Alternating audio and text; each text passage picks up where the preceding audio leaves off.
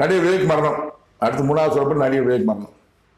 15/4/2021 நடிகர் விவேக் தடுப்பூசி போறாரு. 15/4/2021 கொரோனா உச்சகட்டத்தில் இருக்கு. தடுப்பூசி போறாரு.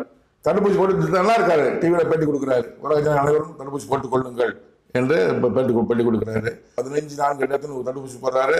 16/4/2021 காலை 11 மணி அளவில் மாரடைப்பு ஏற்பட்டு அசல் சேர்க்கப்படுகிறார். மறுநாளே பாருங்க. 17/4/2021 அதிகாலை 4:30 மணி அளவில் நடிகர் மரணம். 15 தடுப்பூசி, 16 ஹார்ட் அட்டாக் சேர்க்கிறாரு. 17/4/2021 அதிகாலை 4:30 மரணம். இதுதான் நடந்தது. அதாவது வேதனை. நடிகர் விஜய் நல்ல மனுஷன், நல்ல காமெடியன், நல்ல மனுஷன்.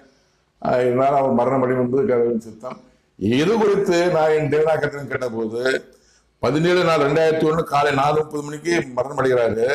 நான் என் பிதாவை கேட்கிறேன்.